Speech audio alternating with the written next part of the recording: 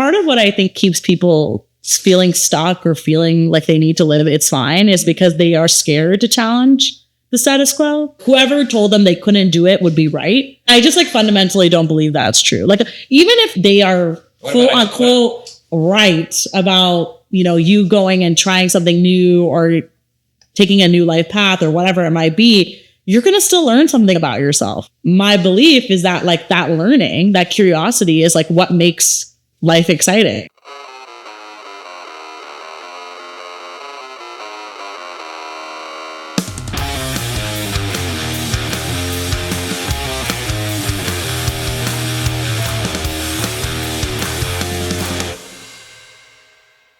All right, Rachel. Thank you for doing this. This is round number 2. The first time I did it, it was a great conversation. However, I've changed some things to help make my editing faster. And I realized that reshooting is way faster than trying to edit what we have done. Oh, I get it. I've been there. Because you have a podcast, which we will get into.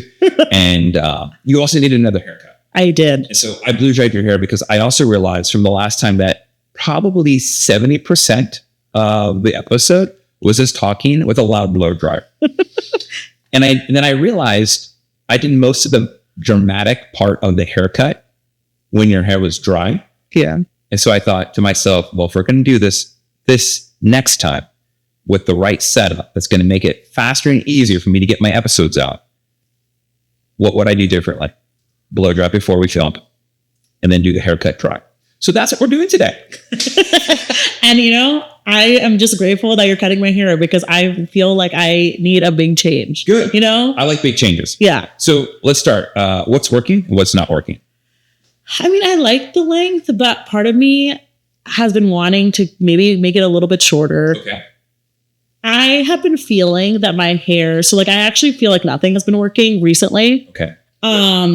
Almost that like it just feels really dull or like lifeless. That's been sort of how I've been feeling. I think I might be feeling that in my soul a little bit too. Yeah, you feel like you're just like, this is not happening. And like, yeah, it just feels really like lifeless, no bounce, no energy. And I've been kind of feeling that way. I don't know. I feel like 2025 has felt like a little bit of like I'm in survival. Like my kid turned 1 at the end of like literally December 30th. I think, is it your December 30th. Yeah, it's 31st. 31st. That's right. Yeah, so it's the 31st. Yours is the 30th. Yeah. So like he turned 1, he started developing a personality, and I feel like I'm a little bit in survival mode. So, Yeah, I get it. I've always told this. When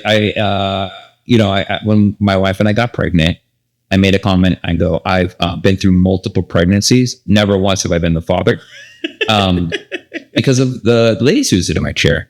And after the baby is born, there comes a point where I call it's the sanity versus vanity challenge, which is which one is most important to you. right. And sometimes getting some vanity helps you with your sanity. And then other times it's pure sanity. Like I just need something. I don't care how it looks. Can I get in a ponytail? Because that's all I can do right now. And I go, I get it. But when you get these moments where you're like, I can do my hair. I have some time, but I don't like what's happening. It's like, cool. That's a great like thing to think about. Yeah. And I'm sure you have these conversations with women and even I imagine men as well, right? Where like you feel like you need change. You feel like your hair is the way to do it, right? Just to feel maybe a little bit of a different person. You know what I mean? You're like, oh yeah. When you're in this, like, I feel like for months I've been in this survival stage, and like a lot of it is my child becoming a person who I think like in the earlier days, it's like they're hungry, they're tired, right? Like maybe they're sick and you can like meet those needs. Now he's starting to have like emotional needs and like, you know, physical development needs, frustration. Like I saw him unlock fear the other day. That was crazy. I had never seen him unlock fear. Have you watched Inside Out? Have you seen the movie? Yeah, I think it was on. I wasn't paying much attention to it. It's okay. It doesn't matter. Yeah. But we were at a friend's house. They have a tiny little kitten that they just got. And the kitten, you know, it's small and River is small. And so the kitten came into River's face and he just screamed. Like a scream of fear. because he had never really seen a cat before. Yeah. But I was like, oh my God, you just unlocked fear. I never knew you were afraid of anything. You didn't have to even like subliminally tell them like, by the way, don't be scared. Yeah. Before they even knew what to be scared about. They're one and they see something and they go, oh. Yeah, it shocked him. I was and it made me laugh so hard because like it's a kitten, you know? Well, but I mean, it's a kitten. But in his eyes, right, like this kitten and him were like at eye level.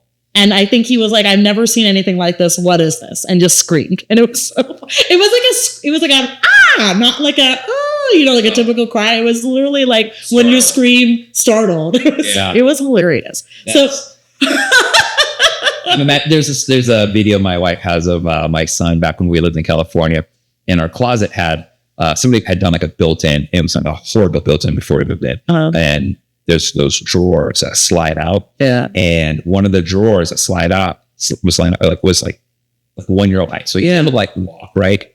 Maybe he was a little older. He wasn't quite 2, but definitely in the 1s. Yeah, and he's able to hold on to it, and he didn't know that it would slide out. So he's holding on to it and it's pulling out and he's falling to the ground. It's maybe like 18 inches. Yeah. Hands up high, right? And he's panicking, holding on for dear life like he's in Die Hard or something. Yeah. He's like Stallone and Cliffhanger, just holding on to the edge of that fucking iceberg, right? And my wife is laughing because she's like filming this. Yeah. Like watching him scream. And he wasn't in danger. His back was this far off the ground. Like he was literally, his butt was like a half inch away. Totally. And she's like, let go. He's like, and it's funny. It's like things startle kids. And I just thought that was one of the funniest moments. And we watched that video even in the stay. No, we laugh. Like, and we show him and he giggles. He goes, why do I say so scary? Because you thought you were falling to your death. Well, that's how I was like, you think that you're going to die right now. And I'm like, wow. And I think it's hilarious. Like, I'm like, oh my gosh. It was just funny to me because I never, we live in all of our emotions and we feel all the things. And so like, it's not uncommon, right, to experience fear. He probably has experienced fear. That was probably like the second time maybe he's experienced fear. And so like, you gain this appreciation for like all the new. But hang on. There's no cats in your house. Yeah, no cats in the house. Dogs. There is a dog. So you're probably not going to be weird about dogs because even though all dogs are different breeds, right, they all have similar floppy ears. They have similar things. They just come in different sizes. Yeah, we saw a big dog, and we also didn't do anything. Where this is like really showing what type of parenting style I have because I'm like, let's see what happens. And so like this German Shepherd got on his face. He did get a little scared, but he got over it quickly. So, and our thing, because we have little dogs, my dogs are 8 pounds each. They're probably combined the same weight of like a Rottweiler's head. Rottweiler's head is actually probably like 25 pounds. But because our kids have been around little dogs, we're always trying to let them know, like, by the way, when the dog's bigger, it's stronger and you don't want to get into a face. Yeah. Like that's our thing because like my wife and I, we would love to have bigger dogs, but when these dogs cross the Rainbow Bridge, we're not getting any more dogs. Yeah. No.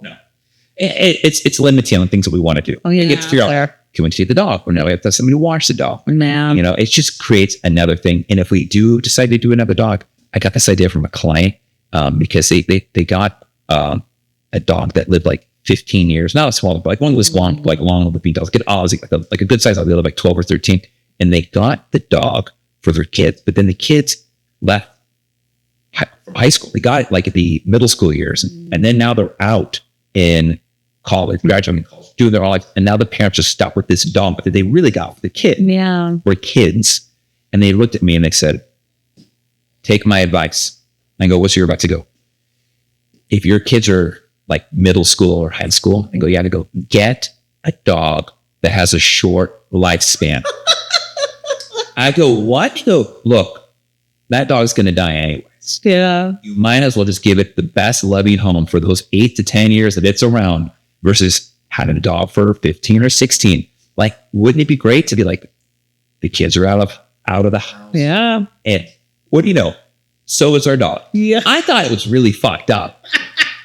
But I've always wanted like a Mastiff or a Great Dane. Yeah. So I keep telling them, like, if we do, can we get the big dog? Guys, if my son's going to be 8 this year, 8 kind of turns into 16, 17. Like the math is math. Yeah, definitely. Logistically.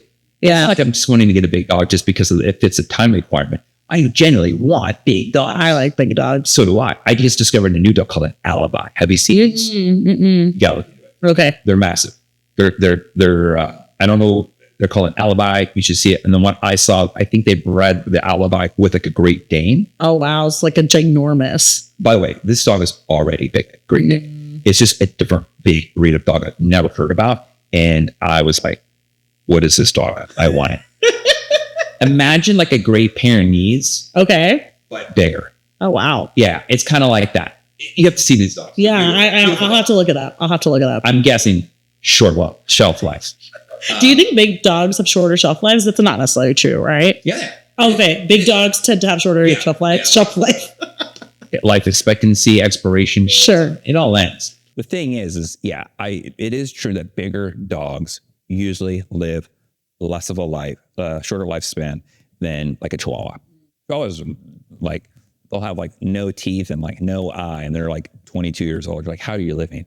Like, Yeah, I don't want that. I'm not going to lie. I don't want a dog that lives forever. I don't think.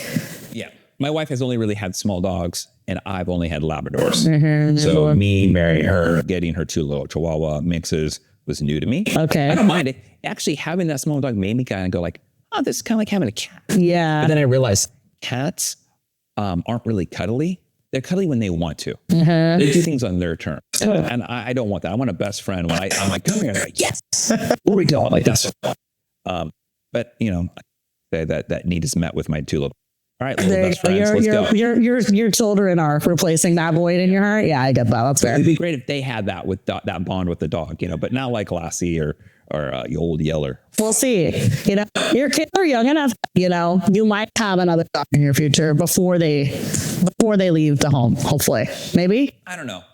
Axel's not really keen on dogs, and if he again little dogs, they don't have the same like a Labrador or a Golden Retriever, and I think if we had those dogs, the interaction that my kids have with dogs might be the same way I had. Because my first introduction to dogs was my grandpa, who had a Golden Retriever. He was a hunter, so all retrieving dogs, you know, Golden Retriever, Springer Spaniels, Weimaraners. All right, so how big of a change? I'm willing to cut length off, but I also want to stay within because I feel like you're the person who gave me the advice to keep my hair long because of the curls. Yeah. So I trust you on like the length that you think makes sense. Yeah. Here's the thing. If you're going to wear your hair curly, you want to keep it you don't want to go any shorter than your clavicles, collarbone, right? Because what will happen is your collarbones literally are a shelf, and then those curls go and they sit here, and then they get pushed up, and they go here, and then your hair goes wide.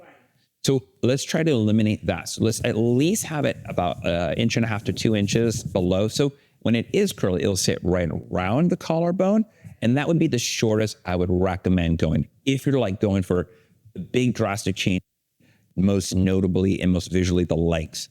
You're like, I really just want to cut a lot of length off and then go from there. I would say, but like 3 inches below your collarbone. Because that's gonna put your hair like right around here anyways. That's a lot.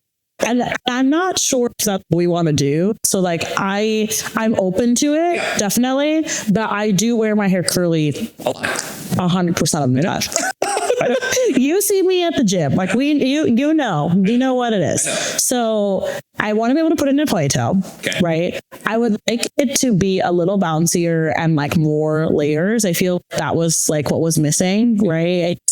What is like when I wear it down, it looks really drab. So I think maybe it's like layers to length, right? Dramatic to me feels length, but like doesn't necessarily have to be, you know what I mean? Well, length also increases weight, which is gravity. So the longer your hair is, the hair can come and it will lay more flat. But, is not the kind of curl that wants to go vertical. It will want to go wide, right? So having the length is going to help drop it vertically down. So it's more of a balance of that intersection of length and layers. So you're absolutely correct on that.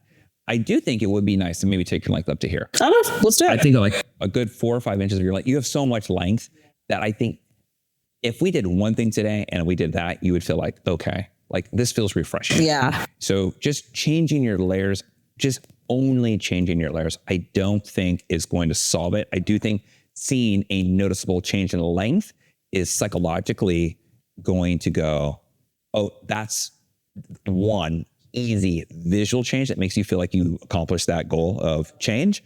And then all the other stuff is exploratory when you're blow drying your hair and you're seeing how it air dries, that you're going to go, oh, look at all these other changes. Yeah, I want texture. The more I wear my hair differently, the more you're going to see that how those changes are versatile. Cool. So you basically were like, you can't get the mom cut. Like, have you seen that cut where it's like I feel like new moms always end up getting like the short bobby style. Have you seen that? No. Okay. I have seen a lot of it. Yeah. And I didn't come here wanting that, but it is just funny because I do think like. My wife's always had a bob before kids, you know?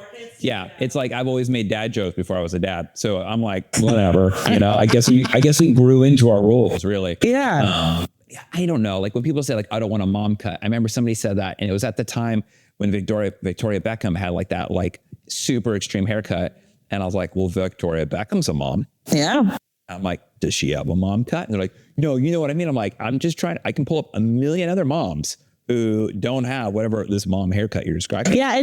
I noticed this like, and I think it is because I feel this inside of me, right? This like deep desire to feel some maybe change within that you want on the outside, right? Yeah. And so like I see, you know, following people online, just like seeing new moms, like there can be, I won't say there can be this desire, I think, for like very physical change on the outside. Absolutely. And I get that. And I think I came to this share with that.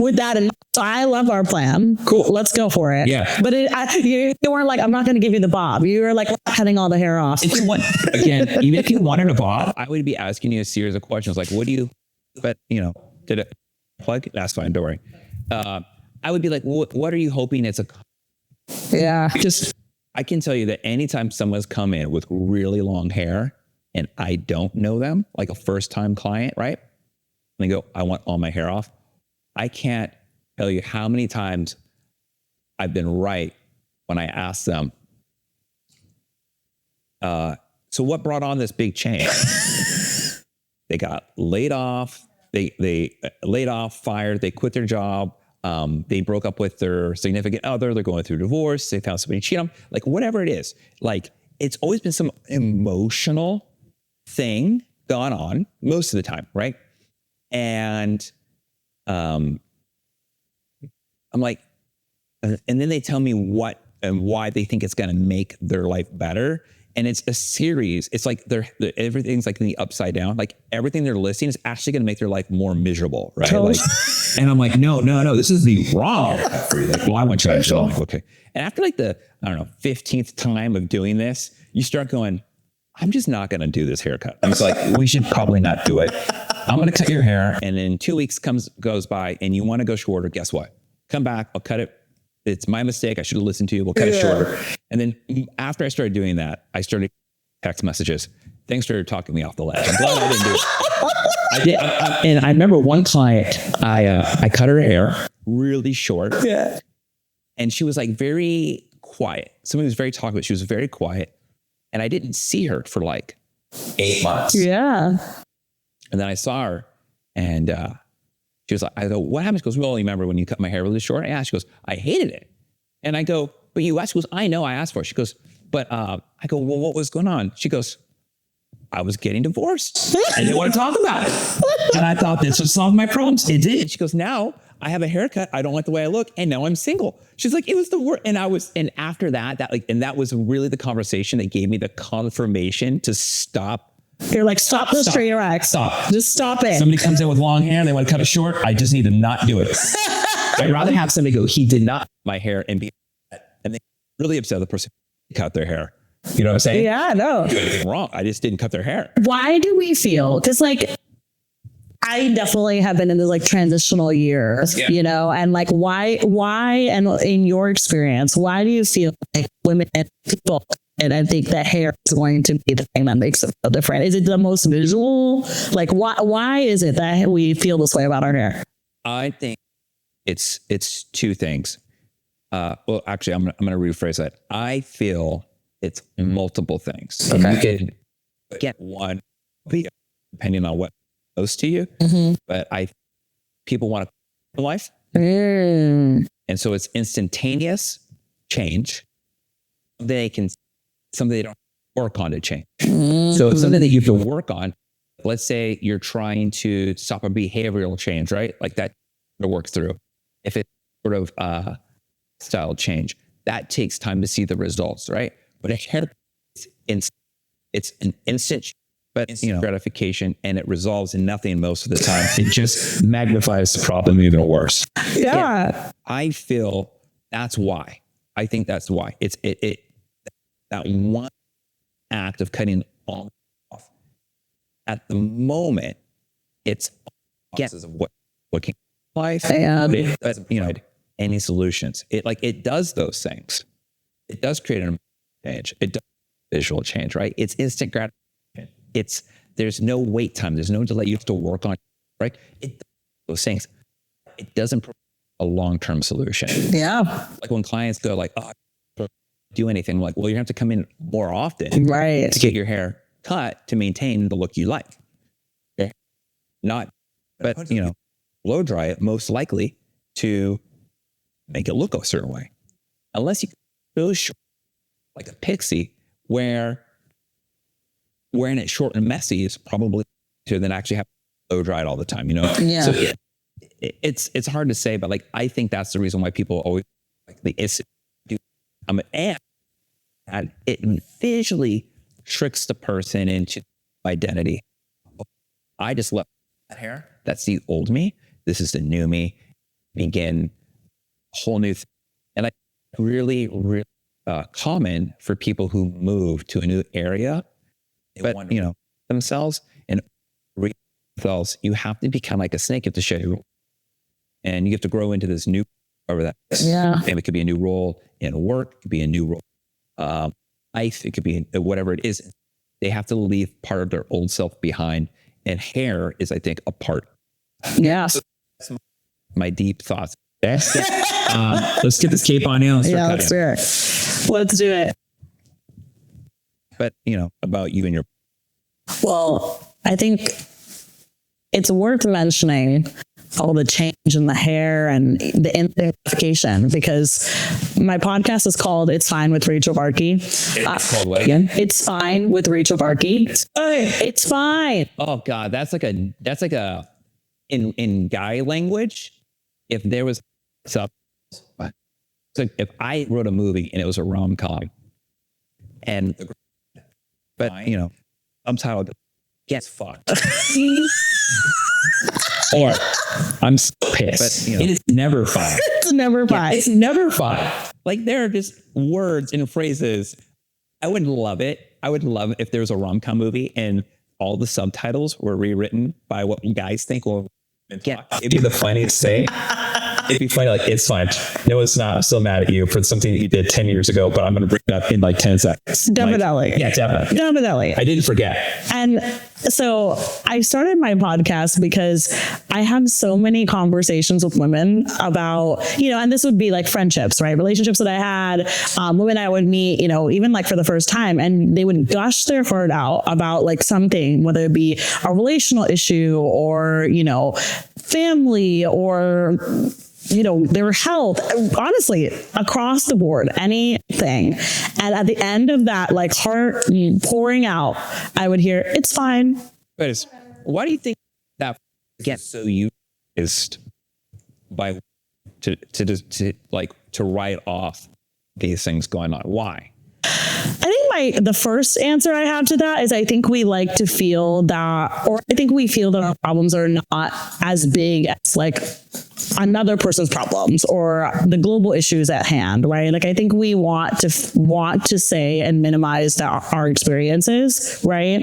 And I think it really does kind of come down to it's when we say these things, I think we want to vent, like we want to talk about what we're feeling, but the work of actually trying to change an it's fine situation is actually really hard, right? Yeah. I think it's exactly the hair. Like I know way too many women, myself included, who come to like a stylist and are like, just cut my hair off. Like that's what I need. Just cut my hair off. I want the instant gratification. And I think that's really where the genesis of my podcast came from. Like I wanted to challenge why I was saying it's fine to things, right? When it wasn't. When it really wasn't. So my husband and I had this conversation, like I was honestly having it with him like once a week where what with him? A conversation with him like once a week where I would lay in bed and I'd be like, man, like, I don't know who I am. Like, who am I? Like, I don't have purpose. Like, I don't have identity. And my husband would be like, that's so dumb. Like that's not true. He called you dumb? He's the kind of person who would call me dumb. He would, but like not in like a, I'm trying to like impose like how maybe like somebody else would have heard that. He called you dumb? Oh no, not in like a funny, I honestly, like he probably didn't call me dumb. I probably am and paraphrasing it and like hearing it. No, it's true though, but like he's like, you're being really ridiculous. Yeah, no, he was like, you're being ridiculous. Like you have not even seen. Oh, I used the word lost. I feel lost. Still lost. And he was like, you don't even know what a lost person looks like.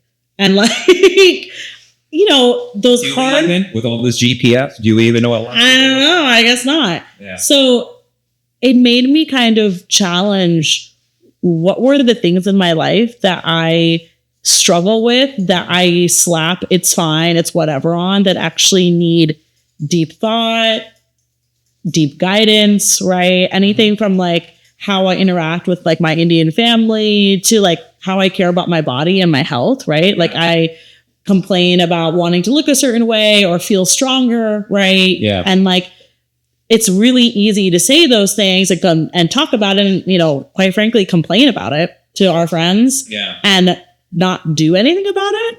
I'm that friend that will tell you, be like, you've talked about this ad nauseum. Yeah. And I'm going to be the friend to tell you shit or get off the pot. Like either start doing it or stop complaining. Right. Like I would only tolerate for so long as a friend. And people go, that's not a good friend. I go, I'm the good friend. No, you I'll tell you though. Do it. Yeah. But at this point, you have no reason to keep continuing to complain because you know there is a solution. Right. And you can either do it, and it may not be the right solution. It may not have the finality you're looking for, but movement is progress. Yes. And I think that's what I went on a journey on, right? And I think what I learned in starting this podcast is that there are so many people who feel this feeling of stuck. Yeah. Like life isn't changing. I'm staying the same. I don't know what to do about it. And like that can be really hard, right? And I think what I wanted to do, and so I start each of my episodes with sort of like I like to call it like that Sex and the City, like Carrie-esque, like monologue, right? I've never watched it. Okay. It feels like I watched Sex and the City for Men. It was called Entourage. I did that one. I did not. You didn't watch the female version, essentially? Mm-hmm. That's fair. It also came out during the time when I could have cared less about watching anything TV related. That's fine. So, but yeah. So there's a monologue on this show? There's a so for those of us who've never watched it, please catch us up to date. So Sex and the City has like, it's a little silly, but like she'll talk about these like grandiose problems or like kind of frame them. Like she's a writer. So she'll talk about, you know, this like frame the episode and then like you'll go through the whole scene of the episode and then she'll have a little kind of like reflection-y thing that happens like in the episode. Yeah, somewhat, kind of. I mean, that's the only show I've watched that has that set up. Yeah, sure. We'll say that. That's fine. That's fine. It's fucked. It's fine.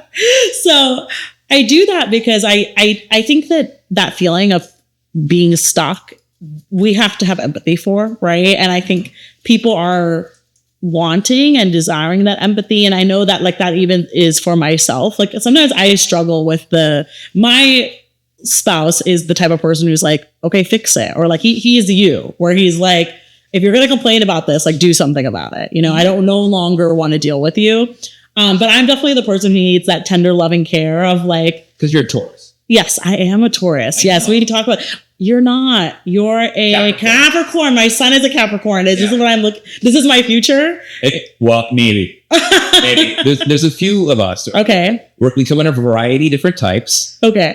We could be Louis Braille. Okay. Or Isaac Newton, also notable Capricorn. Okay. On the other side of the spectrum, it's Marilyn Manson and Howard Stern. Okay. Like I said, we come in a variety of types. Who knows? Jim Carrey, Andy Kaufman. Okay. All right. I honestly, I don't know. Yeah. I don't know. Anyway, I struggle. Sometimes I struggle with that. And I found that by sharing, and I've always believed this, like by sharing my own vulnerability or the things that I'm struggling with, it gives people the confidence maybe, or like the courage to maybe speak out about what they're feeling, or even like challenge like how they're feeling about their life. Right. Like I feel like there's this sense that like you're the only person dealing with this, or like you're the only one that is going, which is like completely untrue, right? Like everyone is dealing with something, and like the person next to you might be dealing with the same kind of tangential problem, maybe in a different flavor or a different feeling, right? But like we're all kind of going through it, from things like as simple as like, I can't even tell you how devastated I am about my son. My son is going through this weird, like, I don't want to eat anything phase. And like, that feels like it's only happening to me personally. Whereas like, I just put it in the group chat of the mom friends that I have, and they're like, no, we've been there. That happened to us 6 months ago. Or like, this is happening to me now currently. Like, you want to know something interesting about picky eaters? Tell, please. I would love to know. Okay. So I learned this recently. Okay. It actually has to deal with palate development. Okay. So people who have food sensitivities to textures and flavors, it's because the palate, not their taste bud palate, but their actual jaw, is usually they have high arches in their palate, which means the higher the arch, the lower the floor of the nose. So it actually goes into jaw development. Okay. So it could be a sign that your son could potentially later on have some sort of airway issue. Interesting. Picky eating is one of them. Interesting. Yeah. Yeah. I did. You were telling me about the stuff that with your kids. Really. Stuff. Yeah. Yeah. That's, and it's with our son doing this is called the tooth pillow program. Okay. We notice an insane amount of improvement with it, but that is one of the symptoms. So like if they're not mouth breathing, which is a huge one, right? Or like they don't have dark circles, like these very obvious physical things. There could be these behavioral traits that are also linked to it, because the mouth is not, like our son, our youngest, he has smaller jaws. We noticed that by the guide they gave him. Yeah. But he is a way pickier eater than our oldest, whose jaw was set up better. Okay, that's interesting. So like you're talking about picky eating, you never really had picky eating with him until more recently. And it's like certain food textures. And we can almost predict which foods he's going to complain about. And it's never the taste. Okay, it doesn't taste good. It's all about the texture. And it goes into that. And it was interesting because we're like, oh, like, there you go. Because he doesn't sleep with his mouth open. Yeah. So like he would have never hit that checklist. I have to like, because River doesn't sleep in our room anymore. So I need to go and like monitor, because he sleeps on it. So when we look at him through like, Big Brother through our camera, right? He sleeps on his tummy. So I can't see his mouth. I need to go check his, so it's so funny that you're kind of mentioning this, because when he was born, and like he would always sleep with his mouth open from birth. Like, and my mom would always try to close his mouth. Yeah. That's why adults are buying mouth tape like crazy. Yeah.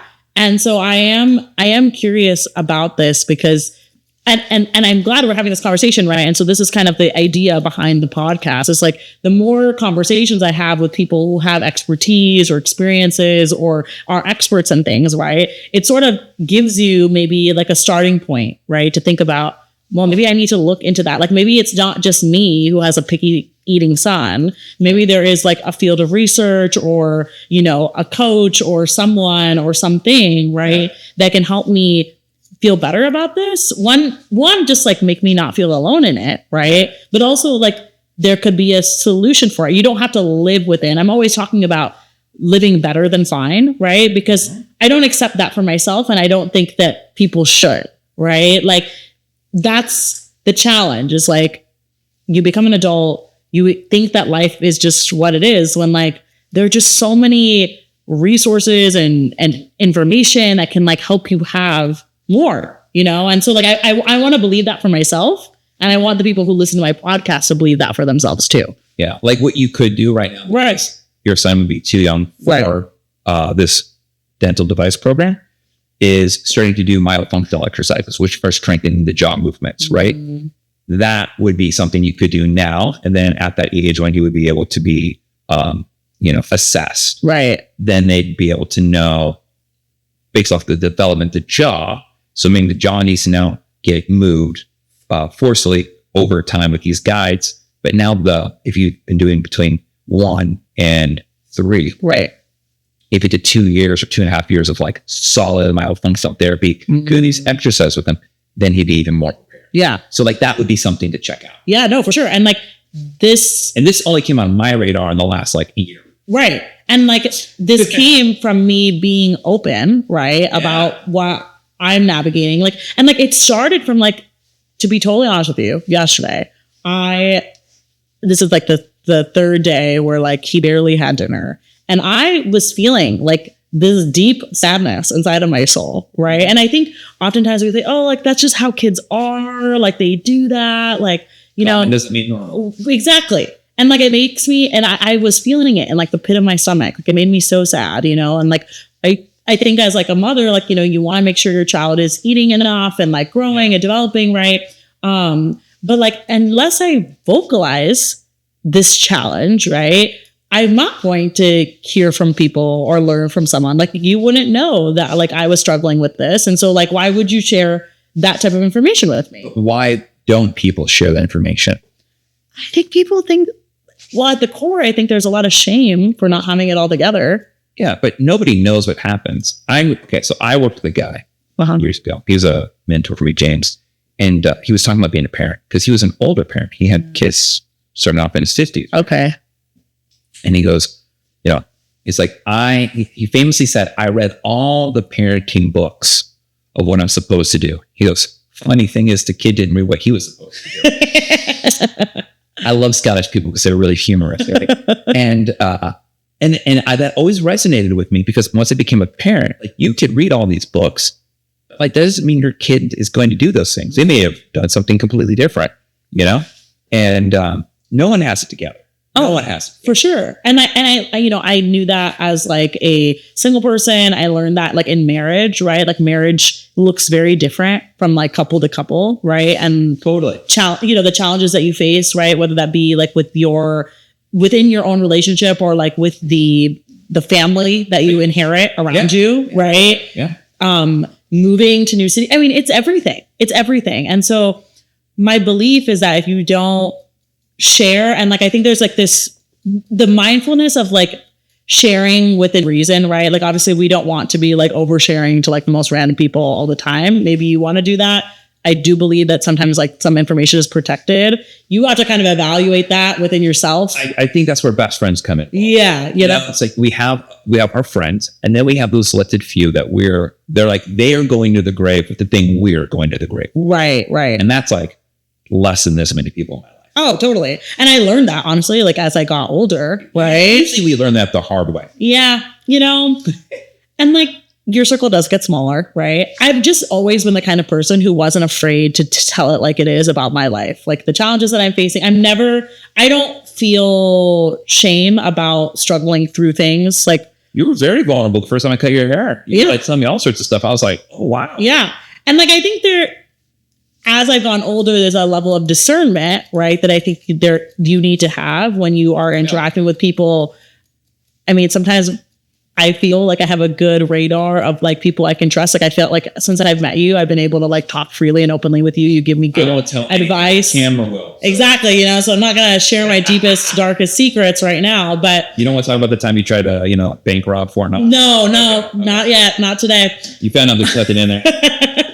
So I think that sharing allowed me to get information, connect with people. And there's been so many moments in my life where just that one conversation has connected me to a program, connected me to another person, got me the next job, got me in front of the right, coach, got me to that place that I need to be. And so I really value that. And I think that's through my podcast and like helping other people realize, like, one, you're just not alone, which is so corny. I hate when people say that, to be honest. But like, what? Well, you're not alone. Like, I feel like you hear that. Oh, yeah. It's a big thing in church culture to be like, you're not alone. You're not alone, which, yes, it's true. You're not alone. But I don't know. Isn't there like that whole poem thing about like there's like two footsteps in the sand? The Robert Frost is it? No. There's like two footsteps in the sand, and then you're like, hey, when I need you to do the most. Oh, that's a Jesus pro. I know exactly what you're talking about. Don't ask me why, but I felt like everybody's house who had that poem, I'm not making this up,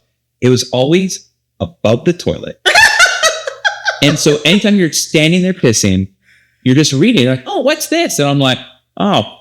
And it was always the same spot in so many of my friends' households, or like friends of a friend, or like neighbor. And I'm like, why put this here? So you know that you are not alone when you're taking a piss. The funny thing is, I thought about what if I had to sit down? It wasn't at that eye level either. So they missed an opportunity. They did. Were betting that people who were standing up and peeing needed to hear this message more though than those who were sitting down. Yeah, maybe you were just really focused when you were sitting down. You didn't have time to think about who was with you or not with you. Well, this is before cell phones, so I didn't have a distraction. I would have loved some reading. Are you the type of, there's like that trope that like men sit on the toilet for like, is that you? Do you sit on the toilet for long periods of time? I think you'd have to ask my wife. Okay. I will say, though, I'm somebody who has, I don't want to use the word struggled, but I've never really had the best GI tract. And ever since I've adopted a more heavier red meat diet and raw milk, I've been not just more regular in the system, but more predictable. That's cool. And since I was a little kid, I always spent a lot of time kind of like, wait, I'm like, I know I have to, but like, it's like, it's not happening. It's not happening. And so since I changed my diet up and really focused on that, it took a lot of years of probiotic use and some fermented foods, and then getting certain foods out that cause inflammation. And then, so now that I've kind of streamlined it, I don't really feel like I need to rely on probiotics. That's great. I don't have any of this bloating. That's amazing. And if you give me regular milk, I get bloated. Mm-hmm. And I get constipated. You give me raw milk, and I don't have any of these negative side effects. That's interesting. So I look at like, food, to me, food is medicine. Yeah. But yeah, I mean, I don't come out with like, my legs asleep. Which my guy friends all send me these memes of like, they show the guy getting off the toilet and his has like TV static on his legs and he's like falling down. They're funny memes. They're funny. My partner spends quite a bit of time on the toilet. I feel like he is like pretty regular too, but like it's quite a bit of time. And it's funny, like even this conversation, right? Like I think people's accept. I don't think my viewers wanted to know that about me. But no, okay. But it's real. It's real. And also there are a lot of people who are out there struggling with their GI and like not able to go to the bathroom, right? And are not regular. Yeah. And they're like, well, that's normal and that's fine, right? Just say, get raw milk, eat a high meat diet. Yeah. It's opposite of what everything you would say, and eat a lot of fermented foods. So sauerkraut, kimchi. Yeah. Kombucha. That's a big one that I've read about too, because that is an area that I've also personally struggled with, so it is. Glad I was able to help. You were able to help me, but I also think that like, again, this is why like with the podcast, it's all about trying to have these conversations and connect you with people that might help you answer some of these questions or at least spark curiosity, right? Because I think that's the other thing is that not all solutions are going to work for everybody. Like, Tab and I have had great conversations about, just the difference, the difference even just like for us, like me being an Indian woman and he being, how would you identify? How do I identify? Yeah, I was like, you named a lot of like European countries. So I go, oh, but you're a white person. I go, whoa. We're not all the same. That's why I was like, I'm not gonna put you in a box. Okay, so like somebody's gonna roll their eyes and say this. They're like, no, Tab, you're European if you're European. I'm like, well, if I'm European, then why is there the whole northern part of Europe called Scandinavia? Yeah. Right? And that's where the majority of my heritage comes from. And we can actually, even though we're super white, we blend in with the snow, it's camouflage, right? Mm-hmm. Is because you're hunting in the winter, right? We get suntan. We don't burn. And I have friends that are Irish. Yeah, I don't talk shit. the Irish and the English, my friends are like, they are not day walkers. They go out in the sun. They're like a vampire. They get burned. They die. They're like blistered.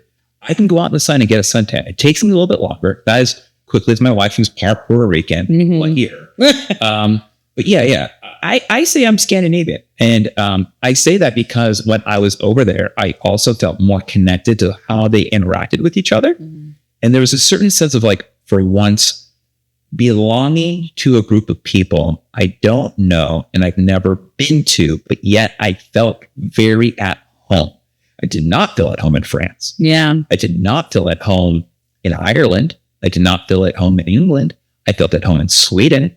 I felt really at home when I was in Bavaria, the southern part of Germany. I felt there was this weird connection. You can call it ancestral connection, whatever. I just felt like, I did not feel a connection that way to Barcelona. I love Barcelona. Like I would go back immediately. But there's that, you know? So it's like, well, it's interesting that you're saying that because I just had a conversation. So I'm from Kerala. That's the part of India that I'm from. I was born in the US and I was at a dinner last night with women who all identify as like people from Kerala are Malayali. So we're like Malayali American, essentially. Like either we're born here or we spent the majority of our life here. And it was really interesting because we were just talking about how we don't necessarily feel at home in India. Cause like, I mean, I've been to India maybe 10 times in my life, right? You know, growing up, and my parents feel maybe a connection more my dad, honestly, than my mom even, to like their like ancestral home. But I feel really at home around other Malayali Americans who grew up similar things. Right. But like, that's in America. You know what I mean? Like it's funny, you know, cause you were saying, you know, you feel at home, like, you know, When I was around there. Yeah. Yeah. But like, I don't necessarily feel at home in India because like, it's just so not, I don't know. Yeah. It's just a really interesting thing. Like, you know, your experiences and like where you feel. And then like, also, as we talked about, the solutions and the curiosity that we build can be different from person to person, right? Like what works for me might not work for you. Yeah. Right. And what I noticed is there was these small little gestures that like maybe I saw in my family from my grandma, great grandma, great grandpa. I mean, I had a great grandpa. Yeah. My family was a long time on both sides, great grandmas and stuff like that. And then certain little things, little gestures, little traits, nothing too big, nothing like glaringly obvious, but like little things that just felt like, oh, this is a familiar gesture. This is a familiar context and content, right? Like the context was very, very familiar. I mean, where did I feel like this? Oh yeah, it was around my extended family when I was younger, when they were all alive. So it made me go, okay, maybe there are some things that I wasn't aware of, they weren't aware of, that got passed down. Like my grandma, with her and her siblings were born in Minnesota. My great grandma was born in Denmark. Now, my great grandfather was born in Sweden. So that's pretty close, right? It's just 2 generations ago, right? From me to my grandma's, because my dad's in the middle. Right? Yeah. Were there traits and things that got passed down? Probably.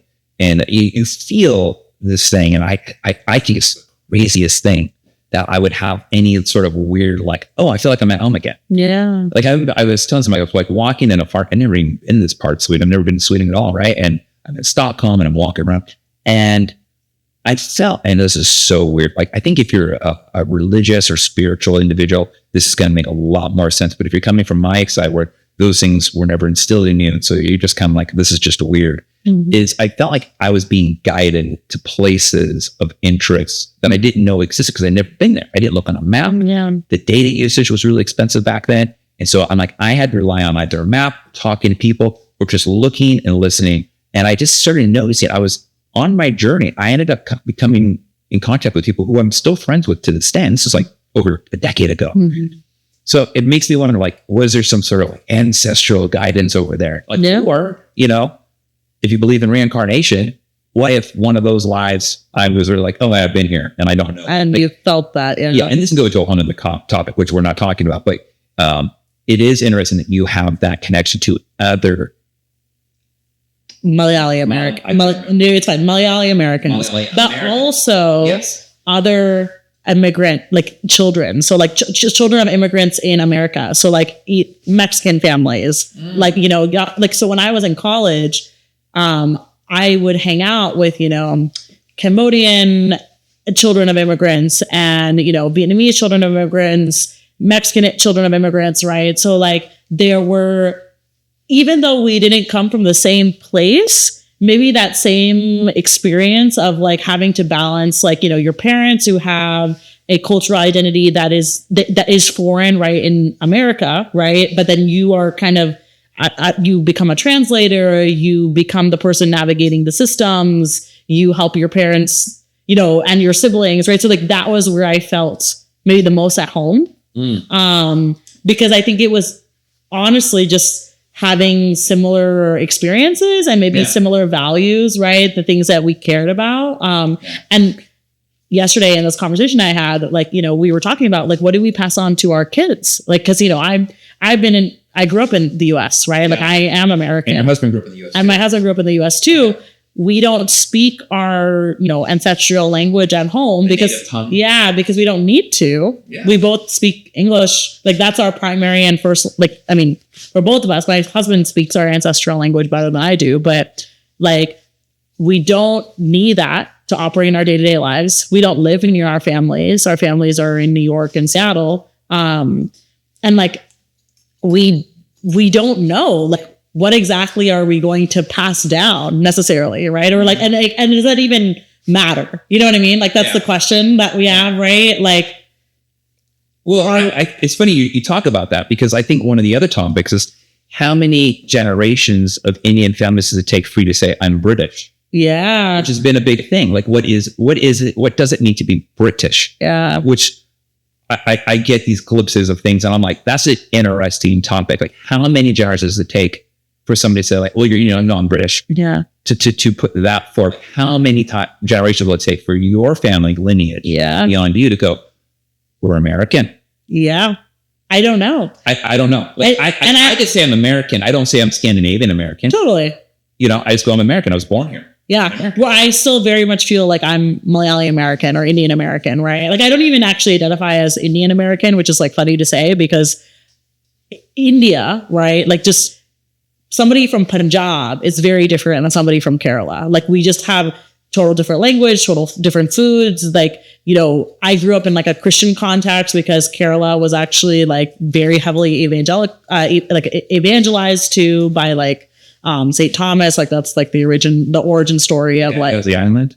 Yeah. In Persia. Oh, I don't know about that. There's St. Thomas, St. Mark. I'm making a joke. I was like, I don't know about that. I don't know if it's originally St. Thomas Island. I'm not gonna lie. No, that'd be funny if they named it after him, but who knows? Who knows? Well, and so I feel like I am Malayali American. I am so curious if my son is just gonna feel American. You know what I mean? Because who's to say? He might. And it brings them a bigger context. Like, what is it to actually feel American? Yeah. Like what is it? I have jokingly said, and this is really kind of rude in a way. Or maybe it's going to come off like really crass.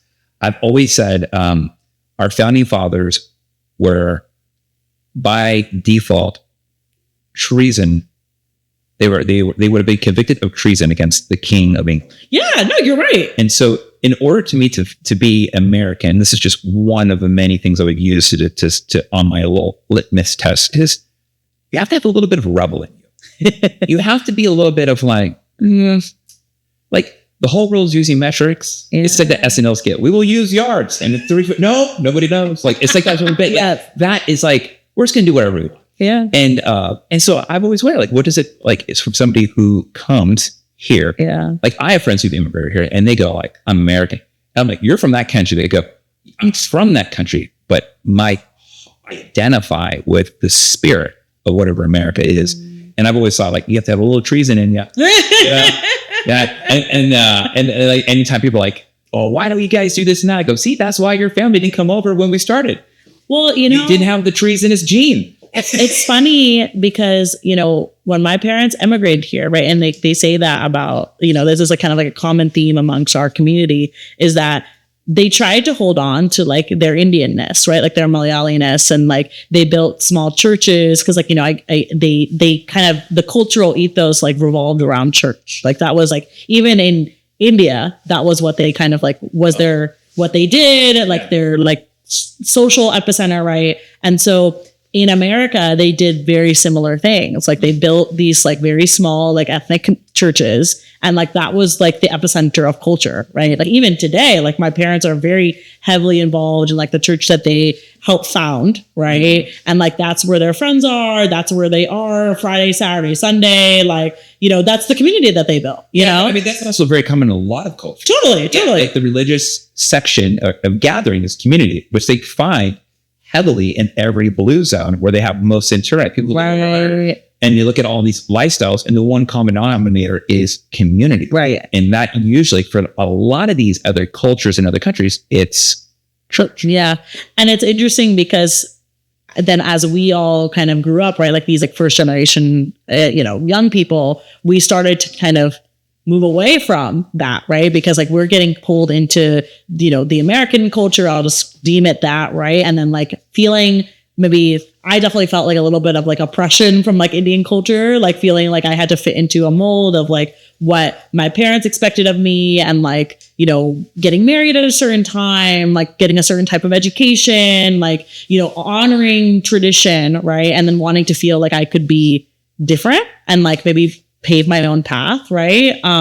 That's where I feel maybe a little bit of like the rebellion inside of me. You know what I mean? But yeah, but rebellion doesn't have to be like, overtaking a country. Totally. Rebellion could just be like, did you eat beef growing up? Yeah, I did. Yeah, but like if you're Indian and you're raised Hindu, rebellion is going like, and then eat cheese in front of you on a sacred day. And like somebody be like, whatever, you don't understand the significance of that. Yeah. That is massively rebellion for somebody else. Yeah. No, I mean, even when I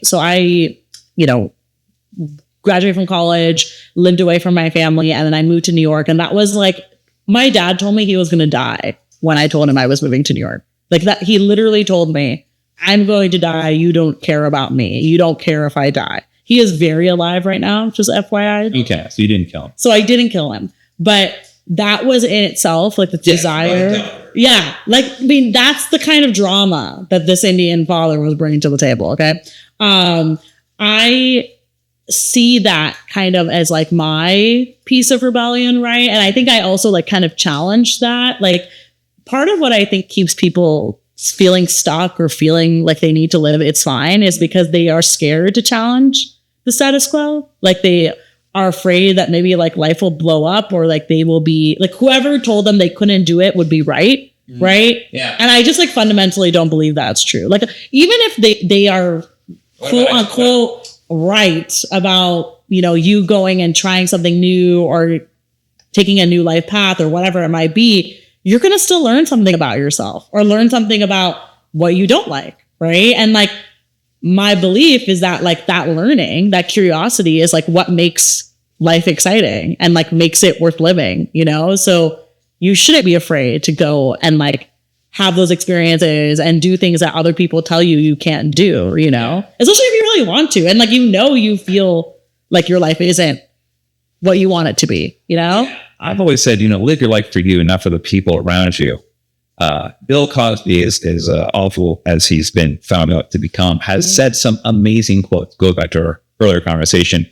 Bad people who say good things or have done good things, and people we think are good that have done horrible things. Like we want to look at people through a particular lens to justify how we feel about somebody. But Bill Cosby has a quote where it's like, if you're trying to please everybody, you end up pleasing nobody. Yeah. And so I've always thought about like, am I doing this for me? Or am I doing this because I'm trying to make everybody around me happy? Yeah.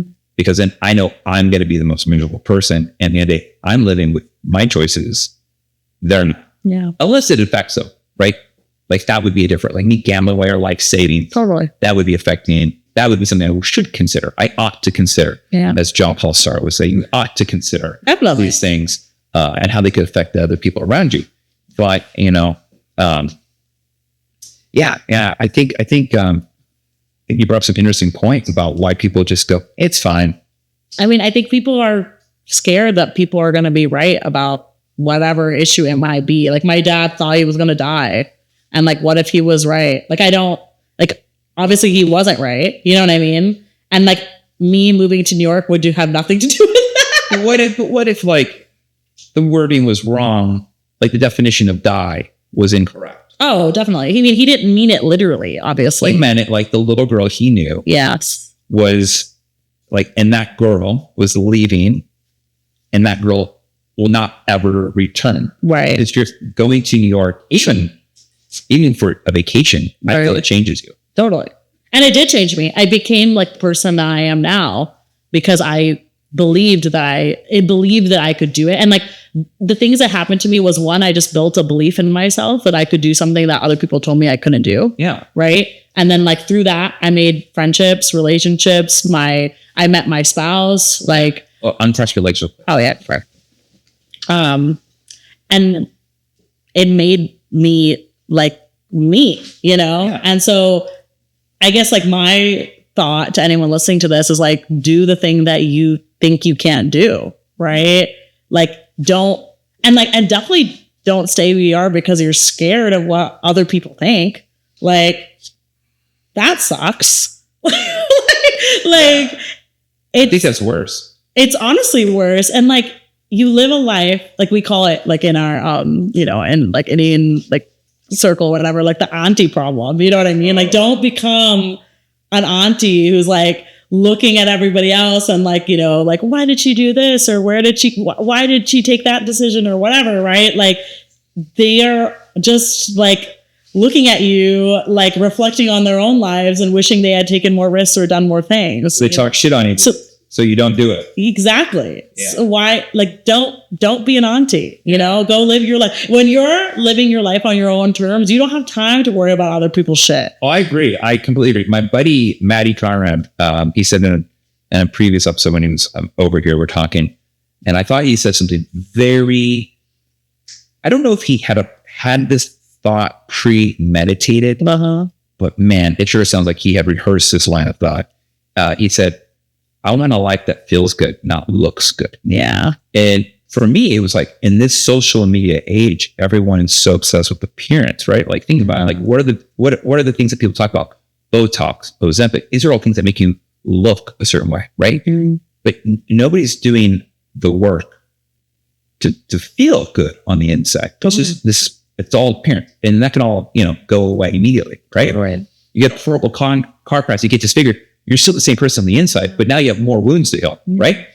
So it made me think about that. It's like, what kind of life do you want to live? One that looks good to the outer side, to people that you don't even care about? Yeah.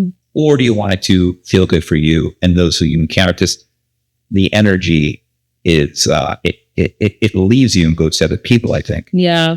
I made this sort of decision at the beginning of 2025 that I would do less because I'm very motivated by, I think my natural instinct is to value how other people perceive me. Yeah. And I feel that like in order to have that value, I have to do a lot. And like in every realm of my life, like my gut instinct is I'm not enough. I should do more. And like, that's how I operate. Right. And so I have a question. Yeah.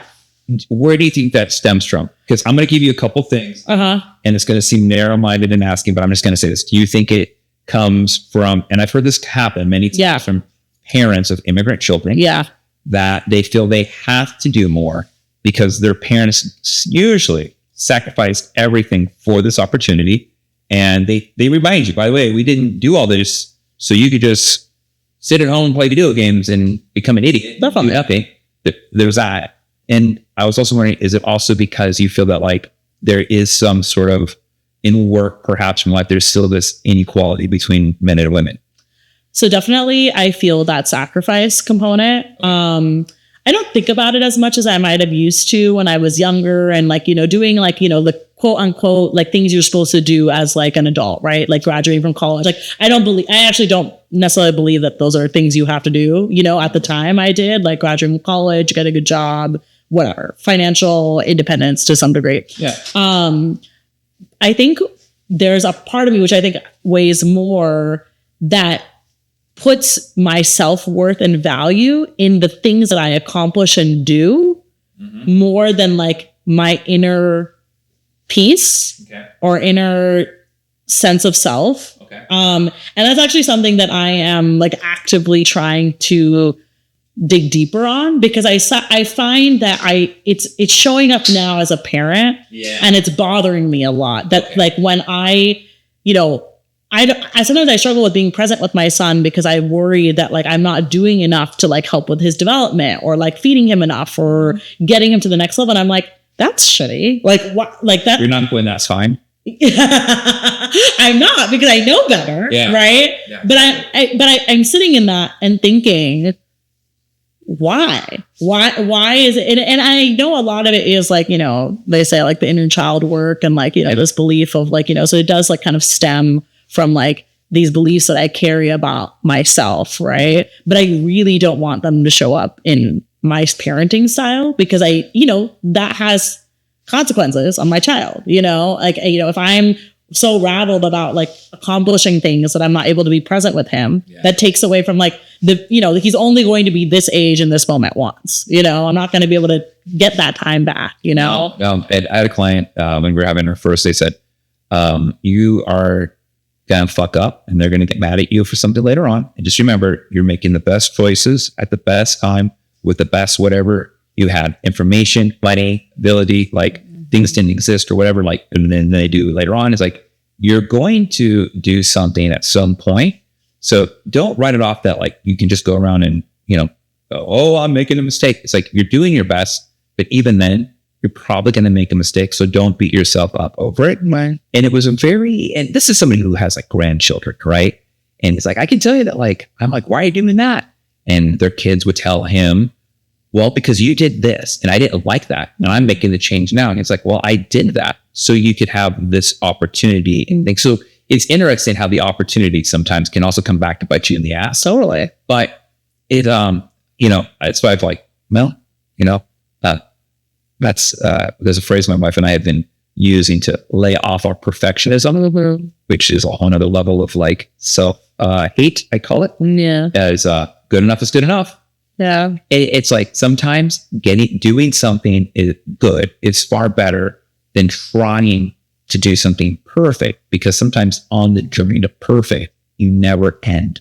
Yeah. You're perpetually gaslighting yourself and moving the goalposts, because we talk about, people talk about gaslighting, oh, this person, but I am starting to believe that being a perfectionist is you're gaslighting yourself. It's self-induced gaslighting, because once you get that something so good, you go, well, it can be better. And it can be better. But you're only doing that to everyone's like, oh, that's a great job. Exactly. You're like, no, it's not. They're like, yeah, it's really awesome. Like, you found cold fusion. That's amazing. And they're like, no, I could do better. You're like, do better. You just did 0 point energy. Like, this is amazing. That is something I think my wife and I are probably trying to work on, because that level of criticalness is maybe a trait I don't want my kids to have. Totally. One of my favorite books of all time, and it's really nice to listen to because the author's voice is like so soothing and comforting. The book is called The Perfectionist Guide to Losing Control. It's by a woman named Catherine Morgan Schaffer. She is a social worker, therapist, but she is like a self-proclaimed perfectionist, and she talks about the different perfectionist styles and like how to leverage your perfectionism to be an asset and not a weakness. Yeah. It's a beautiful book, and she's just phenomenal. I have an episode with her and I'm obsessed with her. Where's she based out of? She's based out of New York. She was, I think, she's fantastic. Damn, I wish she was here in Austin. No, take that brain. She's a lovely human being. And the thing that I got from that book that I think has changed the way that I view the world is she talks about how perfectionism can sometimes rob you of joy. Complete. Yeah. And I and joy now, you know what I mean? When you're like consistently seeking after, like, I could be better. It could be better. It could, you lose like the joy. Like she talked about like eating the ice cream cone on like the beautiful sunny day. Like you lose that sometimes. And I guess like I never thought about it that way. Yeah. Because you're as a perfectionist, me too. Like there's definitely been a lot of like self-help work courses I've gone through that L'Oreal has sponsored for us as educators to kind of like learn how to handle people differently. And, through breakdowns come breakthroughs. I learned that one. I learned when emotions run high, intelligence runs low. These are all like if I was something like a book of rules, things that I do. And one of them goes back to like what you were saying is about the joy. Yeah. And it goes, and then one of the people, I forgot who it was, he said, celebrate all the wins. Yeah. And I started thinking about that. Like, you know what? Like, yeah, is there more work to be done? Absolutely. But let's celebrate the win, because it's just as you said, your son's going to be this little white. You can't go back. Guess what? You can't recreate that joy. Yeah. In the moment. You can still celebrate. Like, you can celebrate, like, I got a pay raise. Right. But nothing feels as good as when you get that news that moment. You're like, I'm celebrating. Yeah. You know? Totally. It's nothing like it. So I always tell people, like, celebrate the wins. Even there's more work to be done. Because if you don't celebrate the wins, that's what gives you the energy and the fuel to keep moving forward. Right. And like, let's think about, like, I mean, I don't know. I am somebody who really values like the work that I will accomplish in this world. Right. So like, you know, whatever like contribution I make, right. Like, I think that matters. Like, I won't say that like having children or like relationships are going to be like more important than all those things. I actually do think that like your contribution to society is valuable if you want it to be, right? Like, if you don't give a shit about it, who cares? You know what I mean? Like, maybe not everybody should contribute. When if you've ever worked on a group project in high school, yes, you're like, some people should just, you know, their contribution should be the kid. Kevin, Stephanie, can you just go find all the staplers that we're gonna need? Thank you. I think about that, and I agree. Like, I think though that the joy that I've gotten watching my son accomplish something really cool that I've been like waiting for him to do, that has meant like, so like that celebration has meant like so much to me in a way that I wasn't expecting it to be honest, right? Because it's like, oh cool, like he crawled, great, like whatever, you know. But like, it's a big fucking deal. Like, it is. And I think we need to create space for that. So my like kind of like 2025 ethos is present living. Like, how do I do that? Because I suck at it. Like, I'm not going to lie. I suck at it. You know what? It's funny you say this, because like I'm going to be going later on this year to teach a class out in Pennsylvania. And I asked the salon owner if she has any connections to the Amish. And given that their use of, they don't really like even having their I don't know if they even be up for this, but I'm hoping I find one, maybe that's like on the verge of Rumspringa or like just came back for it, which is like their chance to kind of like get out and do things they can't normally do, or find someone who's just like the Amish advocate. Yeah. I really want to learn about the Amish. But I bet you if the Amish weren't so centralized in like those pockets, I would love it. And I don't know, because I don't know anything about the Amish. I don't know the good, I don't know the bad. Yes. They're amazing craftsmen. Yes. And I think they make good donuts in Pennsylvania. That's like one thing I've randomly heard about the Amish. If we have an EMP and nobody has electricity, the Amish are going to be leading us to safety, right? But I imagine that there's probably some level of presence that they have that they are unaware of because they don't have modern time distraction. Yeah. They're not getting an iPhone that's bleeping notifications or emails, text messages 24/7. Like, there's probably a sense of that. Same thing probably with like Tibetan monks and any of those people who have like solitude. They're present. And I'm always wondering, like, I don't want to go through and do like a crazy journey with those people, but I think it'd be fun to do like a week course with these people. Yeah. Like, hey, I need to learn how to truly unplug. Quiet your mind. Yeah. And like, I think I haven't figured it out yet, but I am trying to, like, when I catch myself trying to get out of the present, like worry about the future, think about, you know, what it is I'm going to do. That's my It's Fine challenge right now. You know, I'm like, it's fine that I can't live presently. It's not.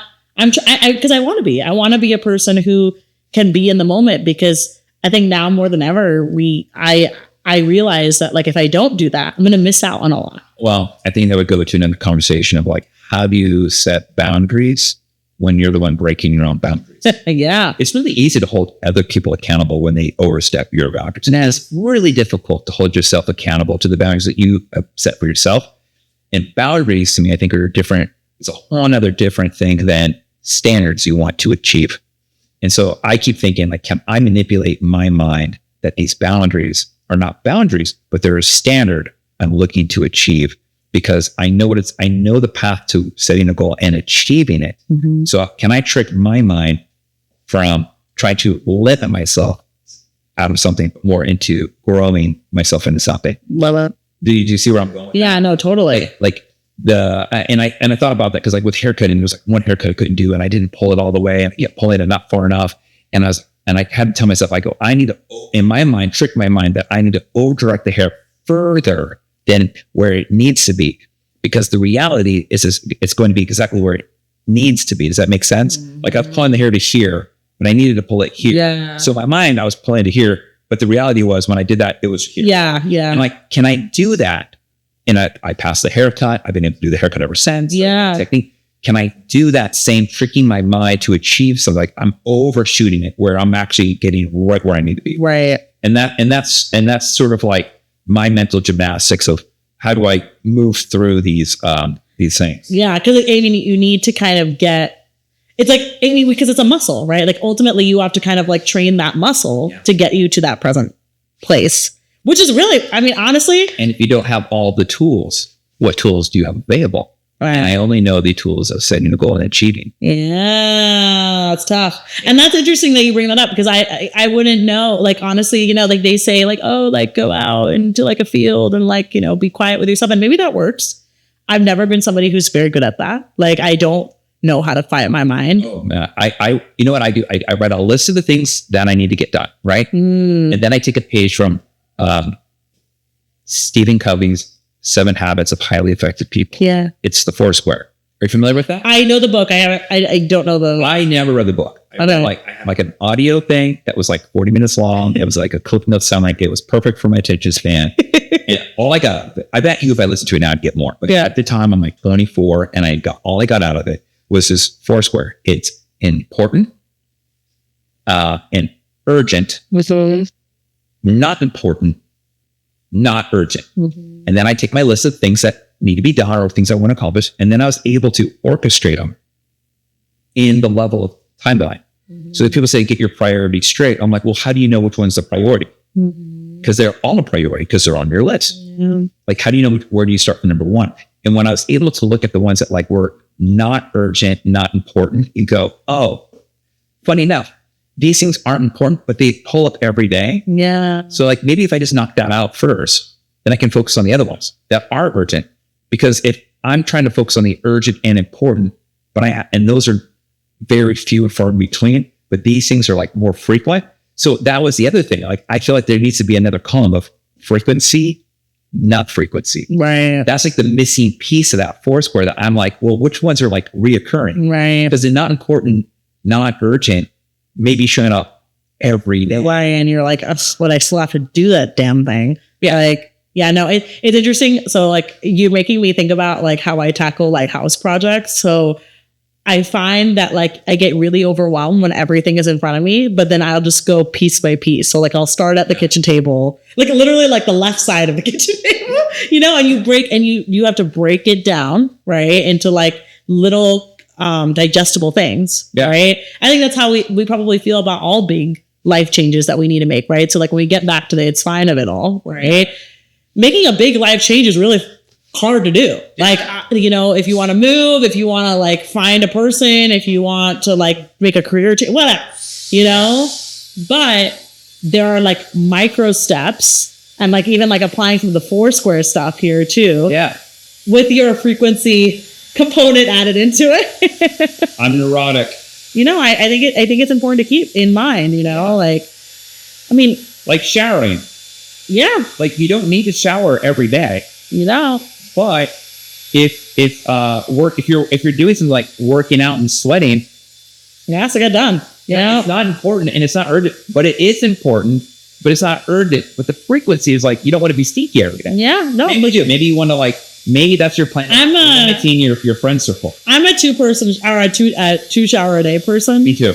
Because I don't know, something about like, especially with having a young kid, like at the end of the day, needing to shower after they go to bed because they like dump all their grossness on you, like their snot, their food, like something about changing it to clean clothes as like, right, you know, the day's over. I'm going to eat my dinner without having like drool on me. Like, I'm a 2 shower morning. Yeah, me too. I work out. Yeah, same. And then the second one is to get all the loose hair off of my body. That makes sense. Yeah. People complain about getting their hair cut. I'm like, try to be the one who's walking home With all the hair. 8 hours of hair all over you. Woof, woof. And then you find it in the strangest places. Is there anything in your life right now that you feel like you're fine about, that you're like maybe wanting to be different? I think always wanting more is never a bad thing. Yeah. I think for me, it's always like what's the source of it all? Like what? Is it more money? Is it more free time? Maybe you want more money for a certain short period of time so you could do something that's going to give you more free time. Right. I don't think that there's really anything bad with that. I am working on things right now.